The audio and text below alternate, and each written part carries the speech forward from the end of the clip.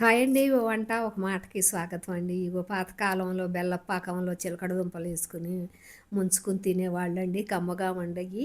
ఈ చిన్న పిల్లలు గూడా చాలా హెల్తీ అండి. చికెను, మటన్ కంటే గూడాను. ఇవి లంచ్ కంటే బ్రేక్‌ఫాస్ట్‌కైనా కడుపు నిండా తినొచ్చు. లంచ్‌కైనా తినొచ్చు. ఇంకా అన్నంతో పనుండదు.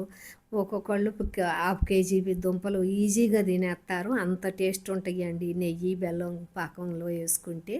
దీనికి నేను ఈరోజు పావు కేజీ చిలకడ దుంపలు తీసుకున్నాను. శుభ్రంగా కడిగి 2, 3 సార్లు కడుక్కుని దీనికి 2 స్పూన్లు బెల్లం తీసుకున్నాను. నేను పావు కేజీకి 2 స్పూన్లు బెల్లం తీసుకుని 2 స్పూన్లు వాటర్ వేసుకున్నాం. ఎందుకంటే ఇసుక ఏమన్నా ఉంటుంది వడపోసుకోవాలి కరగబెట్టి వడపోసుకుందాం కొంచెం బెల్లం కరిగినాక.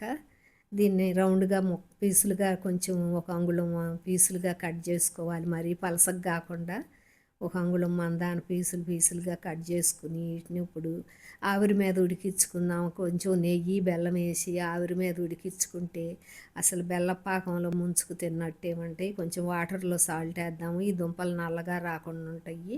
ఈ లోపల బెల్లపాకం వడపోసుకుందాం మనము. 2 స్పూన్లు బెల్లం వేసుకుని 2 స్పూన్లు వాటర్ వేసుకున్నాము. ఈ వడపోసుకుని ఇప్పుడు ఆ ముక్కలు తీసి ఒక పాన్లో పెట్టుకుందాం. ఒక స్పూన్ నెయ్యి వేసుకుని అడుగున మళ్ళీ బెల్లపు పాకం కొంచెం పోసుకుందాము.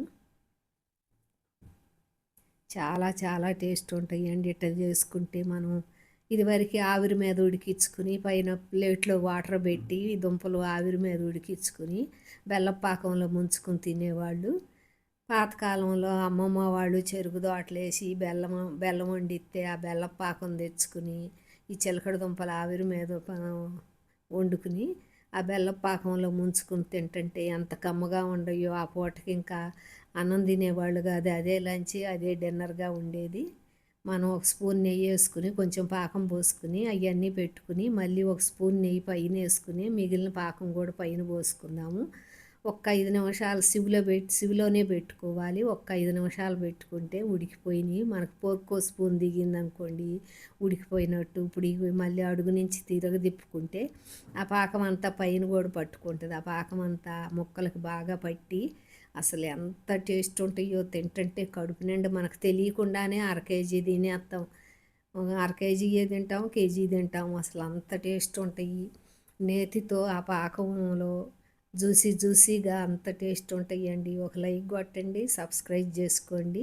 ఈ చిన్నపిల్లలకి ఇట్ట బాయిల్ చేసి మిక్సీ వేసి పాలు కలిపి పెడితే ఒక సంవత్సరంలో పిల్లలకి చాలా హెల్దీ అండి. ఎగ్స్ పెట్టినట్టు చికెను మటన్ పెట్టినంత బలము. చూడండి ఆ పాకం అంతా అటికి పట్టేసింది. నెయ్యి పాకం కూడా ఆ ముక్కలకు పట్టేసి చిలకడ దుంపలకు పట్టేసి అసలు ఎంత టేస్ట్ ఉంటాయోనండి.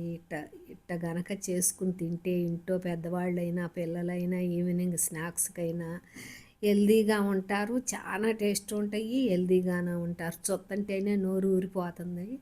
అసలు చూడండి పాకం బట్టి ఆ నేతిలోను చాలా చాలా బాగుంటాయి. మీరు కూడా అసలు ఒక్కసారి ఇట్ట ట్రై చేయండి. పాతకాలంలో ఇంతే చేసేవాళ్ళండి. చిలకడ దుంపల పాకంలో కొంచెం నెయ్యి వేసి ఆవిరి మీద వండుకుని పాకంలో ముంచుకుని తింటుంటే వీటికి కూడా చూడండి ఆ పాకం ఎట్ట పట్టిందో. చాలా చాలా టేస్ట్ ఉంటాయండి. బాయ్ అండి.